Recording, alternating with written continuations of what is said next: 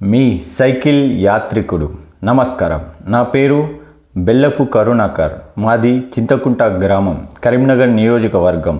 మా నాన్న ఒక రైతు, మా అమ్మ హౌస్ వైఫ్. నాకు పెళ్ళయింది, 2 పిల్లలు. ప్రభుత్వ పాఠశాలలో చదువుకుంటారు. నేను వృత్తిరీత్యా ఫోటోగ్రాఫర్. నా భార్య హౌస్ వైఫ్. నేను బీఎస్సీ ఎంపీసీ కంప్లీట్ చేశాను. నా గురించి ఒక్క మాటలో, మా చింతకుంట గ్రామంలో ప్రభుత్వ ప్రాథమిక పాఠశాలలో సరైన మూత్రశాలలు లేకుంటే నేను ఒక్కడినే అక్కడున్న ఉపాధ్యాయుల మీద, చైర్మన్ మీద ఒత్తిడి తీసుకొచ్చి మీడియాని పిలుచుకొని మూత్రశాలల కోసం కొట్లాడి తీసుకురావడం జరిగింది. అక్కడున్న బీఆర్ఎస్ పార్టీ అయితేనేం, బీజేపీ వారు అయితేనేం, కాంగ్రెస్ వారు అయితేనేం ఎవరు కూడా ముందుకు రాలేదు. బీజేపీ వారు రోడ్డు షో నిర్వహిస్తే నేనొక్కడినే వారి వాహనాలను ఆపి దాని గురించి మాట్లాడడం జరిగింది. అది ఒకటే కాకుండా మన నియోజకవర్గంలో ఉన్న చాలా పాఠశాలల గురించి, మన ప్రభుత్వ హాస్పిటళ్ళ గురించి, మన డ్రైనేజీ సిస్టమ్, మురుగునీటి గురించి, గ్రానైట్ ఫ్యాక్టరీల నుండి వచ్చే దుమ్ము గురించి చాలాసార్లు ప్రస్తావించడం జరిగింది. ఇప్పుడున్న రాజకీయ పార్టీల గురించి, ప్రస్తుతం ఉన్న ఏ రాజకీయ పార్టీ కూడా ప్రజల గురించి కానీ, స్థానిక సమస్యల గురించి కానీ మాట్లాడడం లేదు. ఎప్పుడు ఏ రాజకీయ పార్టీ మాట్లాడినా ఒక పార్టీని ఇంకో పార్టీ తిట్టడం తప్ప, ఒక పార్టీలోని వ్యక్తిని ఇంకో పార్టీ తిట్టడం తప్ప ప్రజల గురించి సరైన అవగాహన ఉన్న వ్యక్తి కానీ, పార్టీలు కానీ నాకు కనిపించడం లేదు. అంతేకాకుండా వారు విలువలకు ప్రాధాన్యం ఇవ్వకుండా ఒక పార్టీ నుండి ఇంకో పార్టీకి డబ్బుల కోసం మరియు పదవుల కోసం నీతి నిజాయితీ లేకుండా మారడం అనేది వారి యొక్క నీచ రాజకీయాలకి నిదర్శనాలు. ఒక పార్టీ టికెట్ ఇవ్వకుంటే స్వతహాగా పోటీ చేసే నాయకత్వం లేకపోవడం, పార్టీ టికెట్ రాలేదని ఏడవడం, వెంటనే ఆత్మాభిమానం లేకుండా వేరే పార్టీలో చేరడం, ఇలాంటి రాజకీయ నాయకుల మన వ్యవస్థను పరిపాలించేది. ఉచితాలు. ఈ ఉచిత పథకాలు అనేవి మనకు ఎంతవరకు అవసరం, ఏ పథకం ఏ విధంగా ఉపయోగపడుతుంది అనే సరైన అవగాహన కూడా లేకుండా మనకు ఈ పథకాలు వ్యసనాలుగా తయారయ్యాయి. ఇప్పటి వరకు మన భారతదేశం మొత్తంలో ఏ రాష్ట్రమైనా ఎన్ని పథకాలు ప్రవేశపెట్టినా ఎందుకు ఇంతవరకు ఒక రాష్ట్రం కూడా పూర్తి అభివృద్ధిని సాధించడం లేదు. పథకం అనేది మన జీవితంలో చేయూతనిచ్చేదిగా ఉండాలి, అంతేకాని అది ఒక మత్తు పదార్థంలా అలవాటు కాకూడదు. మిగులు బడ్జెట్ అయిన మన రాష్ట్రంలో ఎందుకు అప్పుల కుప్పగా మారాల్సి వస్తుంది? కోట్ల అప్పు ఉన్నా ఎందుకు మన రాష్ట్రాలు ఈ ఉచిత పథకాలని ప్రవేశపెడుతూ ఉంటాయి? ఒక వర్గాన్ని, ఒక ప్రాంతాన్ని, ఒక మతాన్ని ఆధారంగా చేసుకొని ఈ పథకాలు ప్రవేశపెట్టడం జరుగుతుంది. అంతేకాని దేశ అభివృద్ధి, మన అభివృద్ధి అనే అంకిత భావంతో ఏ రాజకీయ నాయకుడు కూడా మాట్లాడడం లేదు.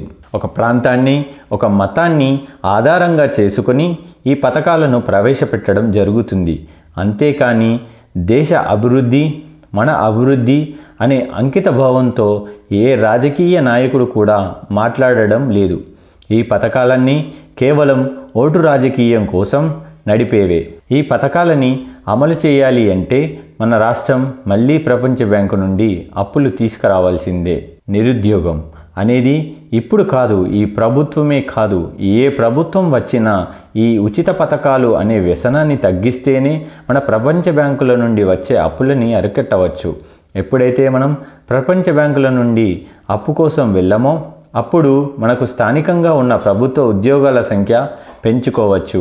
అప్పటి వరకు ఎన్ని ప్రభుత్వాలు మారినా, ఎన్ని జాబు క్యాలెండర్లు మార్చినా ఈ నిరుద్యోగం అనేది మారదు.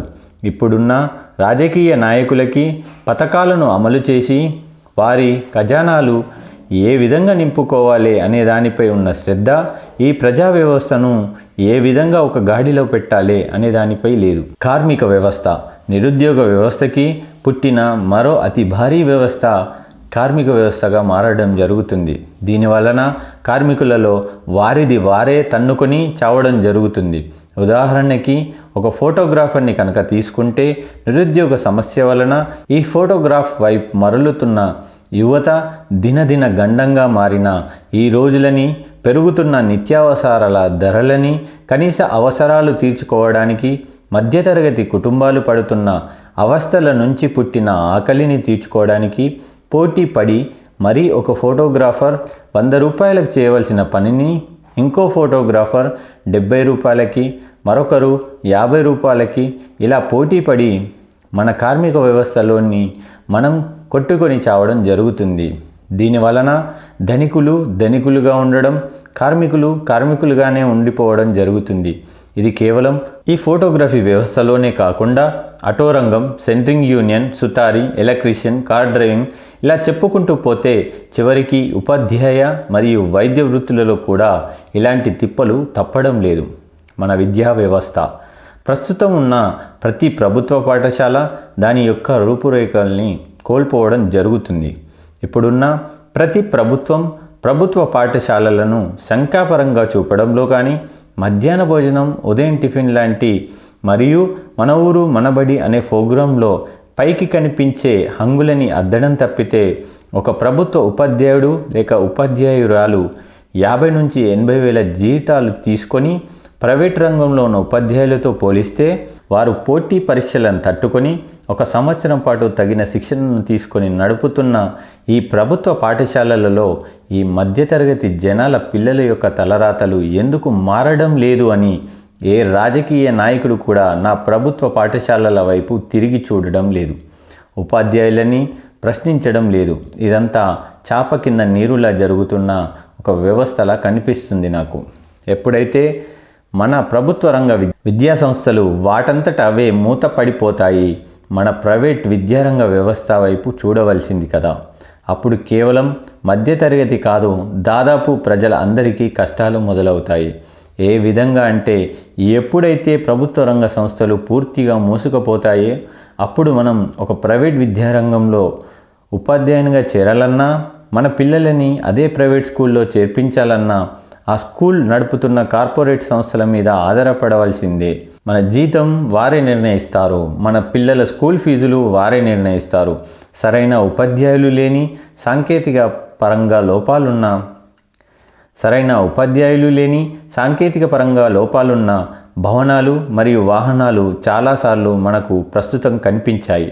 అదేవిధంగా పూర్తిగా ప్రైవేట్ రంగం అయితే వారి ఆగడానికి అంతం అనేది ఉండదు. కావున ప్రైవేట్ మరియు ప్రభుత్వ ఉపాధ్యాయులు దీనిని ఆలోచించి నిర్ణయాలు తీసుకోండి. మన వైద్య వ్యవస్థ మనకు ఆరోగ్యశ్రీ, ఆరోగ్య లక్ష్మి లాంటి పథకాలను ప్రవేశపెట్టడం కన్నా ఒక వ్యక్తికి 15 లక్షల ఖర్చు పెట్టి కార్పొరేట్ హాస్పిటల్లో వైద్యం చేయించడం కంటే అదే 15 లక్షలు ఒక ప్రభుత్వ వైద్యశాలని అధునాతన పరికరాలతో ఆధునీకరించినట్లయితే ఒక వ్యవస్థ మొత్తానికి దాని యొక్క ఫలితం అందుతుంది.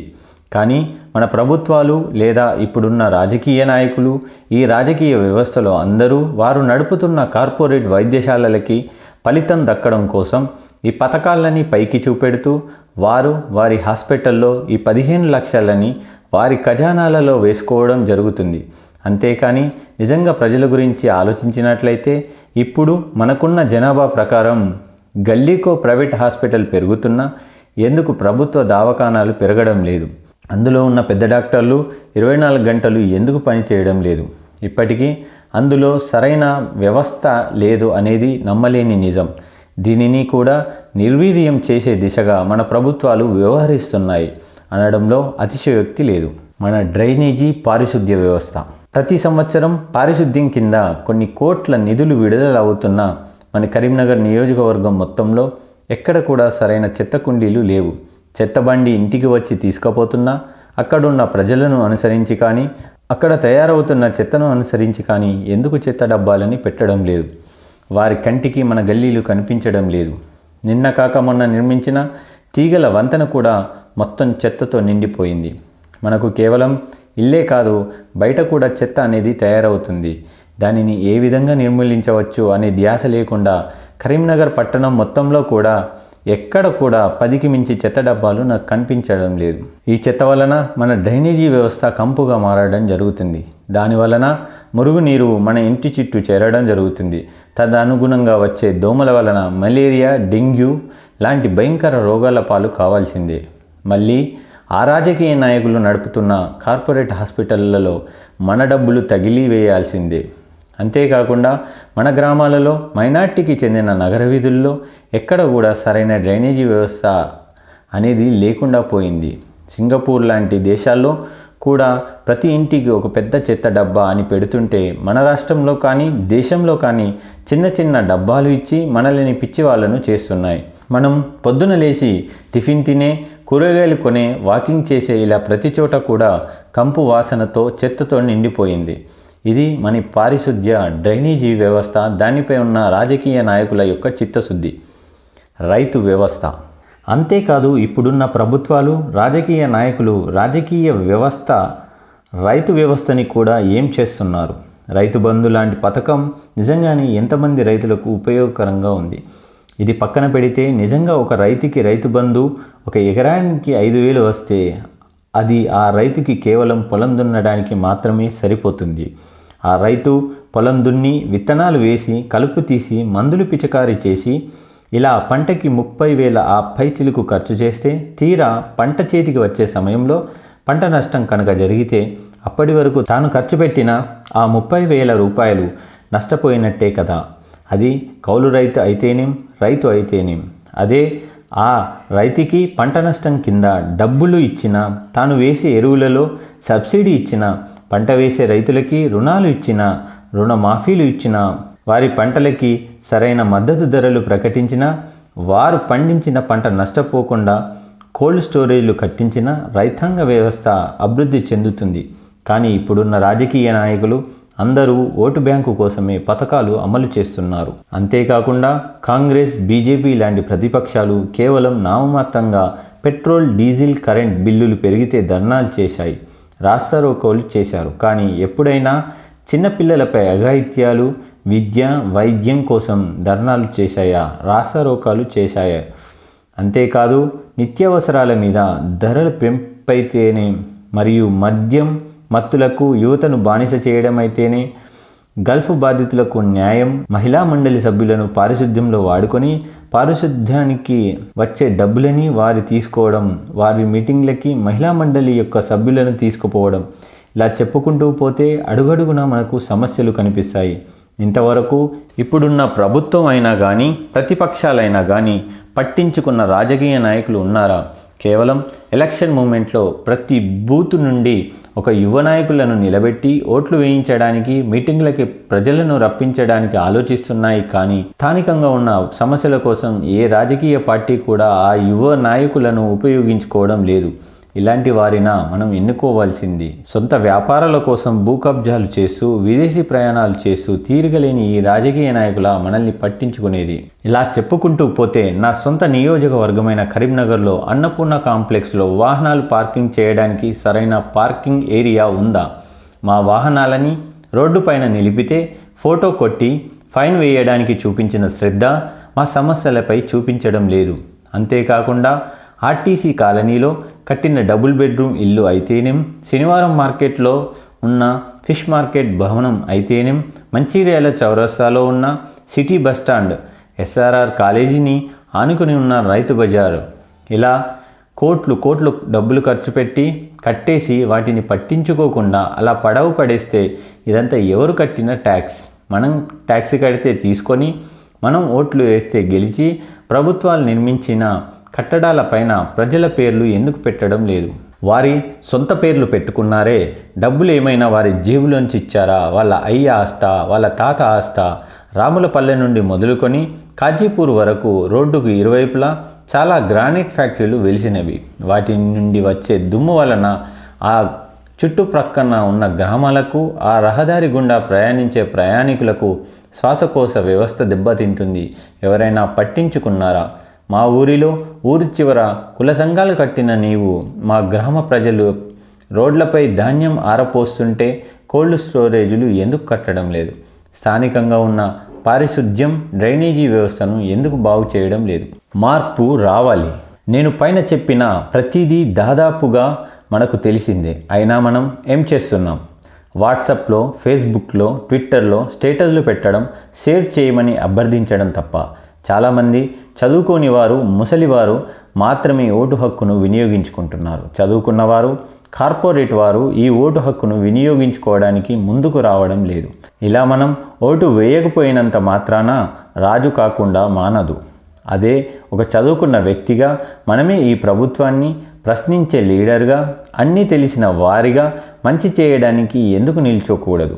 లేదంటే ఒక చదువుకున్న వ్యక్తిగా, ప్రశ్నించే లీడర్గా, స్థానిక సమస్యలపై పోరాడే వ్యక్తిగా మందుకి, నోటికి, ఉచితాలకి బానిస చేయని నాలాంటి వారికి సపోర్ట్ చేయడం ప్రతి చదువుకున్న వ్యక్తి యొక్క బాధ్యత. అంతేకాని మారాలి అని ముడుచుకొని కూర్చుంటే ఈ వ్యవస్థ మారదు. ఆ మార్పు కోసం ఒక అడుగు ముందుకు వేయాలి. అందుకే నేను సెప్టెంబర్ 31వ తారీఖు నుండి సైకిల్ మీద చైతన్య యాత్ర చేస్తూ ప్రజలను చైతన్యపరచడానికి, మనమంతా మన ఓట్లని నోటికి, మందు సీసాలకి, ఉచితాలకి గాని బానిసలమై మన కష్టాలు పట్టించుకొని ఈ రాజకీయ నాయకులని ఎన్నుకోవద్దని మనమే ఒక చదువుకున్న వ్యక్తిగా, ఒక ఊరి వ్యక్తిగా, ఒక సామాజిక వ్యక్తిగా, ఒక యూనియన్ వ్యక్తిగా, కార్మికుడిగా, ఒక నిరుద్యోగిగా మనమే నాయకులం ఎందుకు కాకూడదని చైతన్యపరుస్తూ నా కరీంనగర్ నియోజకవర్గం మొత్తం 34 గ్రామాలు మరియు 60 కార్పొరేట్ డివిజన్లలో దాదాపు ఇప్పటి వరకు 700 కిలోమీటర్ల పైన నా సైకిల్ యాత్ర కొనసాగిస్తున్నాను. అంతేకాకుండా మా తమ్ముడు తన ఆటోకి ఫ్లెక్సీ కట్టించుకొని నియోజకవర్గం మొత్తం కూడా తిరుగుతున్నారు. అంతేకాకుండా మా కుటుంబ సభ్యులు రోజుకొక గ్రామం చొప్పున సాధ్యమైనంత వరకు కరపత్రములను పంచుతున్నారు. ఇప్పటి వరకు మాకు మా సామాజిక వర్గం నుండి, మా ఫోటోగ్రాఫర్ యూనియన్ నుండి, మా కార్మిక సంఘాల నుండి, నిరుద్యోగుల నుండి, మహిళా మండలి నుంచి మంచి సపోర్ట్ ఉన్నది. అంతేకాకుండా మా చింతకుంట గ్రామం, మల్కాపూర్, లక్ష్మీపూర్ ఇలా 34 గ్రామాలు, చాలా వరకు కరీంనగర్ డివిజన్ కూడా మాకు మంచి సపోర్ట్ ఇస్తున్నాయి. మా స్వతంత్ర అభ్యర్థులకి నవంబర్ 15 సాయంత్రం వరకు కూడా మా సింబల్ రాకపోవడం మాకు కొంత దురదృష్టకరం. గుర్తింపు ఉన్న జాతీయ పార్టీలు, స్థానికంగా గెలిచిన డబ్బులు ఉన్న అలాంటి పార్టీలకి నెల ముందు నుండి ప్రచారం చేసుకునే అవకాశం ఉంటుంది. ఎలాంటి ఆదరణ లేని, సరైన గుర్తింపు లేని వారిలా డబ్బులు ఖర్చు పెట్టలేని మాలాంటి స్వతంత్ర అభ్యర్థులకు అలాంటి అవకాశాలు లేకపోవడం బాధాకరం. మనం ఫోర్త్ ఎస్టేట్గా భావించే మీడియా మొత్తం కూడా వారికి అమ్ముడుపోయి ఎంతసేపు ప్రతి న్యూస్ ఛానల్లో కూడా ఈ 3 బీజేపీ, కాంగ్రెస్, బీఆర్ఎస్ పార్టీ నాయకులని ఇంటర్వ్యూ తీసుకోవడం కానీ, వారితో పనికిమాలిన చర్చలు పెట్టడం చేస్తుంది తప్ప మిగతా పార్టీల గురించి కానీ, స్థానికంగా ఉన్న నాలాంటి స్వతంత్ర అభ్యర్థుల గురించి కానీ ఏ వార్తాపత్రిక, ఏ న్యూస్ ఛానల్ చూపించడం లేదు. మేము నామినేషన్ వేసిన రోజు తప్పితే ఇంతవరకు మా వైపు తిరిగి చూసిన వార్తా ఛానల్ లేదు. స్థానిక సమస్యల గురించి, ప్రజల సమస్య గురించి చూపించిన ఛానల్ లేదు. అంతేకాకుండా ఈ రాజకీయ నాయకులు చేసిన దుర్మార్గాల గురించి కూడా స్వతంత్రంగా ప్రకటించిన ఛానల్స్ లేవు. అసలు ఏం జరుగుతుంది? మన నదీ వ్యవస్థ మొత్తం కలుషితమైపోయింది. అడవులు అంతరించిపోతున్నాయి, జంతువులు మరణిస్తున్నాయి. కాలుష్యం, కాలుష్యం, కాలుష్యం. ఎటు చూసినా హృదయ విషాదకర దృశ్యాలు. మన గుట్టలు తవ్వేస్తున్నారు. దాని వలన భూకంపాలు వచ్చే అవకాశాలున్నాయి. జంతువులకి ఆవాసాలు కోల్పోయే ప్రమాదాలు ఉన్నాయి. ప్రకృతి వైపరీత్యాలు జరిగే ప్రమాదాలు ఉన్నాయి. గాలి, నీరు, భూమి వాటి సమతుల్యత దెబ్బతినడం జరుగుతుంది. ఇలా తన సొంత లాభాల కోసం ప్రకృతిని కూడా ఆలోచించకుండా, ప్రజల కష్టాలని ఆలోచించకుండా రావణాసురుల కంటే ప్రమాదకరమైన ఈ రాజకీయ నాయకులని ఇంకా మనం ఇలానే ఎన్నుకుందామా?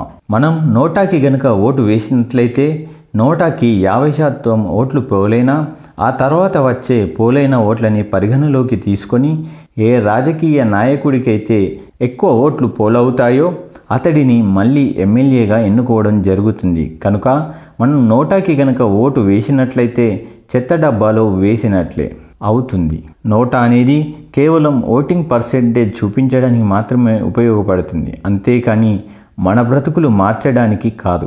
15 సంవత్సరాలుగా ఎమ్మెల్యేగా మన కరీంనగర్ నియోజకవర్గాన్ని ఏలుతున్న నాయకుడు అయితేనేం, ఎంపీగా ఏలుతున్న నాయకుడైతేనేం, మాజీ స్థానంలో ఉన్న నాయకులైతేనేం, వీరు ఎవరు కూడా నాలా మీకు స్థానిక సమస్యల గురించి కానీ, ప్రజల కష్టాల గురించి కానీ మాట్లాడలేదు.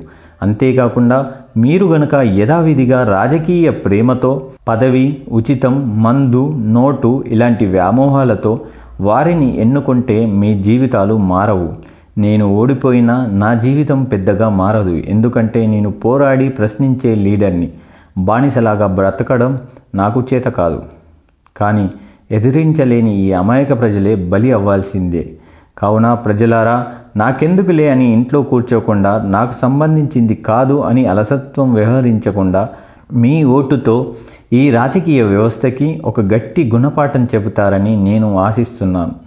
ఒక రైతు బిడ్డగా, కార్మికుని సోదరుడిగా, మహిళా సభ్యురాలి భర్తగా మరియు ఫోటోగ్రాఫర్ అయిన అతి సామాన్య కుటుంబం నుంచి వచ్చిన, ఎలాంటి అండాదండా లేకుండా చదువుకున్న మరియు ప్రజలే కార్యకర్తలుగా ఒక్కడిని ఈ రాజకీయ నాయకులు నా ప్రజల ఓట్లు నోట్లతో, మందు సీసాలతో, ఉచితాలతో కొనేయవచ్చు అని చులకన భావంతో దిగజారుడు రాజకీయాలు చేస్తూ పూటకో పార్టీ మార్చి ప్రజలను ఏమార్చే వారికి సమాధానంగా నా కరీంనగర్ నియోజకవర్గ ప్రజలు నోటుకి, మందుకి, ఉచితాలకి అమ్ముడుపోక మన దేశ రాజకీయ చరిత్రలోనే అమ్ముడుపోని ప్రజలుగా మీరు ₹1 పంచని వ్యక్తిగా గెలిచి నేను ప్రజలంటే చులకన అనే భావం ఉన్న ప్రతి రాజకీయ నాయకుడికి దేశ చరిత్రలోని అతిపెద్ద గుణపాఠమై చరిత్రలని తిరగరాసే అధ్యాయంగా ప్రపంచపటంలో చిరకాలం ఉంటాం. అందుకే ప్రజలారా, మీ తరపున నేను స్వతంత్ర అభ్యర్థిగా నామినేషన్ వేశాను. మీ అమూల్యమైన ఓటు కెమెరా గుర్తుకే వేసి గెలిపించగలరని నా మనవి. మీ బెల్లపు కరుణాకర్, చింతకుంట, కరీంనగర్ నియోజకవర్గం. కెమెరా గుర్తుకే మన ఓటు. ఇంకా మా గురించి తెలుసుకోవాలంటే ప్రజాసేన అని యూట్యూబ్లో సెర్చ్ చేయండి.